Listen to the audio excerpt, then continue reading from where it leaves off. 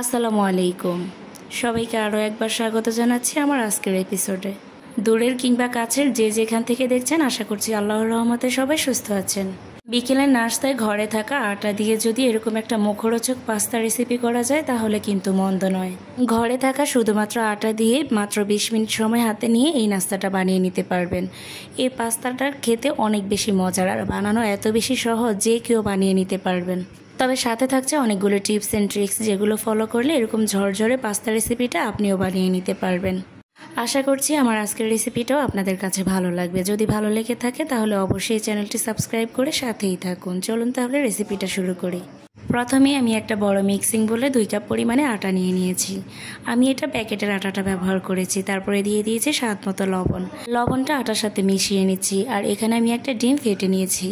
এখন এই ডিমটা দিয়ে ভালোভাবে আটার সাথে মিশিয়ে নেব। আপনারা চাইলে ডিমটা স্কিপ করতে পারেন, তবে পাস্তার স্বাদটা অনেক বেশি ভালো আসবে যদি আপনি এই ডিমটা ব্যবহার করেন। ডিমটা মিশিয়ে নেওয়া হয়ে গেলে এখানে আমি নর্মাল তাপমাত্রার পানি দিয়ে একটা সফট ডো আকারে বানিয়ে নিব। আমরা পরোটার ডোটা যেভাবে বানিয়ে নিই ঠিক সেইভাবে বানিয়ে নিতে হবে। পানিটা একেবারে না দিয়ে অল্প অল্প করে দিবেন, এতে করে ডোটা খুব ভালো হবে। কারণ একেবারে দিয়ে দিলে ডোটা পাতলা হয়ে যেতে পারে।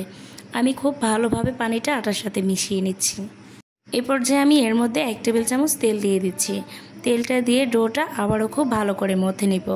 ডোটা যত ভালো করে মথে নিতে পারবেন, পাস্তাগুলো শেপ দিতে তত বেশি সহজ হবে আর তত বেশি সুন্দর হবে। খুব ভালোভাবে মথে নেওয়া হয়ে গেলে আমি উপর থেকে আবার একটু তেল ব্রাশ করে দিচ্ছি। এরপর ঢাকনা দিয়ে ঢেকে রেখে দেব 20 মিনিটের মতো।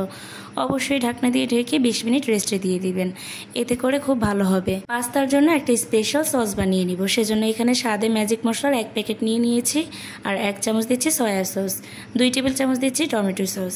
এখন এই সব কিছু খুব ভালো করে মিশিয়ে নিব। আর এই সসটা ব্যবহার করার কারণে পাস্তাটা খেতে অনেক বেশি ভালো লাগবে আর টেস্টটাও খুব ভালো আসবে। এখন এই সসটা এক সাইডে রেখে দিয়ে আমাদের ডোটা দেখিয়ে দিব। ডোটা এই পর্যায়ে একেবারে সফট হয়ে গিয়েছে, দেখেই বুঝতে পারছেন এটা হাতেও লেগে যাচ্ছে না। এখন খুব ভালো করে আবারও মধ্যে নিব। তারপরে আমি এটা 2টা ভাগ করে নিয়েছি। প্রথমে একটা ভাগ নিয়ে নিয়েছি। এই ভাগটা আমি বড় একটা রুটি আকারে বেলে নিব। একেবারে পাতলাও না আবার একেবারে মোটাও না। রুটিটা বেলে নেওয়া হয়ে গেলে একটা ছুরির সাহায্যে আমি 4 সাইড সমান করে কেটে নিচ্ছি। পাস্তার শেপটা আমি কিছুটা ফুল আকৃতি বানিয়ে নিব, সেজন্য আমি 4 সাইড আগে থেকে সমানভাবে কেটে নিচ্ছি।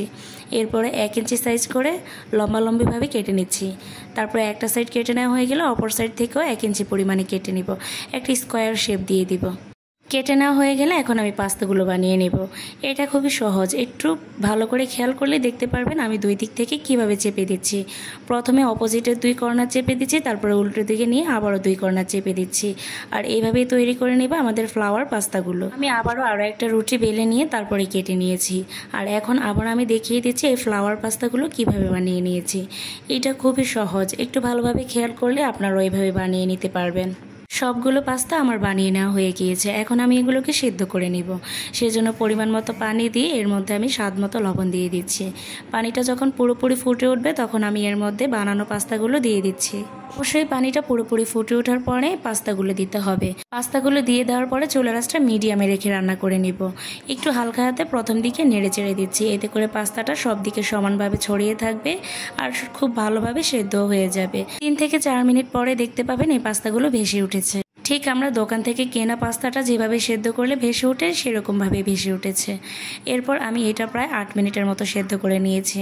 এর থেকে বেশি সেদ্ধ করা যাবে না, তা না হলে কিন্তু পাস্তাটা ঝরঝরে থাকবে না, উল্টো নরম হয়ে যেতে পারে। কড়াইতে আমি 2 টেবিল চামচ পরিমাণে তেল দিয়েছি আর এর মধ্যে আমি 2টা পেঁয়াজ কুচি দিয়ে দিয়েছি। পেঁয়াজটা নরম হওয়া পর্যন্ত ভেজে নিব যাতে এর কাঁচা গন্ধটা দূর হয়ে যায়। এরপর আমি 2টা কাঁচামরিচ মাঝখান থেকে কেটে দিয়ে দিয়েছি। এখন দিয়ে দিচ্ছি হাফ কাপ গাজর কুচি আর একটা বড় সাইজের টমেটো কুচি করে দিয়েছি। এরপর এগুলো প্রায় 4 থেকে 5 মিনিট তেলের মধ্যে খুব ভালো করে ভেজে নিতে হবে। এখানে চাইলে সবজিটা আপনাদের পছন্দ অনুযায়ী ব্যবহার করতে পারেন, তবে আমি রান্নাটা খুবই সাধারণ রেখেছি তাই এখানে শুধু গাজর আর টমেটোটা ব্যবহার করেছি। এরপর এগুলো যখন নরম করে ভেজে নেওয়া হয়ে যাবে এর মধ্যে আমি 2টা ডিম দিয়ে দিচ্ছি। ডিমটা দিয়ে আমি ভালোভাবে ফেটিয়ে নিচ্ছি। এই ডিমটা কিন্তু আমি ঝুড়ো করে ভেজে নেব না, আমি টমেটো আর গাজরের মিশ্রণের সাথে খুব ভালো করে মিশিয়ে নেব। এতে করে পাস্তাটা খুবই মাখো মাখো হবে। আমি এখানে 2টা ডিম ব্যবহার করেছি, আপনারা চাইলে এখানে একটা ডিমও ব্যবহার করতে পারেন, তবে 2টা দিলে খেতে বেশি ভালো লাগবে। ডিম, গাজর আর টমেটোর মিশ্রণের সাথে খুব ভালো করে মিশিয়ে নিয়েছি। এখন আমি এর মধ্যে সামান্য পরিমাণে লবণ ব্যবহার করব। যেহেতু আমরা পাস্তাটা লবণ দিয়ে সিদ্ধ করে নিয়েছি, তাই এ পর্যায়ে কিন্তু লবণটা খুবই অল্প পরিমাণে ব্যবহার করতে হবে। তারপরে যে সসটা আমি আগে থেকে বানিয়ে রেখেছিলাম, সেই সসটাই এখন এর মধ্যে দিয়ে দিচ্ছি। এই পাস্তাটা রান্নার ক্ষেত্রে এই সসটা অবশ্যই ব্যবহার করার চেষ্টা করবেন, এতে করে স্বাদটা অনেক বেশি ভালো আসবে। এরপর সসটাও খুব ভালো করে সব কিছুর সাথে মিশিয়ে নিচ্ছি। তারপরে আমরা যে পাস্তাটা সেদ্ধ করে নিয়েছিলাম সেই পাস্তাটি এখন দিয়ে দিব। পাস্তাটা দিয়ে দেওয়া হয়ে গেলে খুব ভালো করে মশলার সাথে মিশিয়ে নিতে হবে। আমি প্রায় 2 থেকে 3 মিনিটের মতো পাস্তাটা মশলার সাথে খুব ভালো করে মিশিয়ে ভেজে নিচ্ছি। এর থেকে বেশি সময় ধরে রান্না করতে হবে না, যেহেতু পাস্তাটা আমরা আগে থেকে সেদ্ধ করে নিয়েছি, তাই এখন 2-1 মিনিটের মতো মিশিয়ে নিলেই আমাদের রান্নাটা হয়ে যাবে। মাত্র 20 মিনিট সময়ে আটা দিয়ে এরকম একটা মজাদার পাস্তা বানিয়ে নিলাম। রেসিপিটা যদি আপনারা হুবহু ফলো করেন তাহলে কিন্তু আপনারাও এরকম মজাদার পাস্তাটা বাসায় বানিয়ে নিতে পারবেন। আর যেই উপকরণগুলো আমি এখানে ব্যবহার করেছি, এই সবগুলো উপকরণই কিন্তু আমাদের সবার বাসায় অ্যাভেলেবেল থাকে। মাশাআল্লাহ, দেখেই হয়তো বুঝতে পেরেছেন পাস্তাটা দেখতে কতটা লোভনীয় ছিল আর খেতেও অনেক বেশি মজার ছিল। শুধুমাত্র আটা দিয়ে এইরকম একটা মজাদার নাস্তা বানানো যায়, এই নাস্তাটা না বানালে বুঝতেই পারতাম না।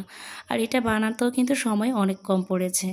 আর এটা কিন্তু বাচ্চারা অনেক বেশি পছন্দ করবে খেতে। চাইলে একবার হলেও বাসায় এইভাবে ট্রাই করতে পারেন। বাসায় ছোট থেকে বড় সবাই অনেক বেশি পছন্দ করবে। আশা করছি প্রতিদিনের মতো আমার আজকের রেসিপিটাও আপনাদের কাছে ভালো লেগেছে। যদি আমার রেসিপিগুলো আপনাদের কাছে ভালো লেগে থাকে তাহলে প্লিজ একটা লাইক, কমেন্ট, শেয়ার করে দিবেন।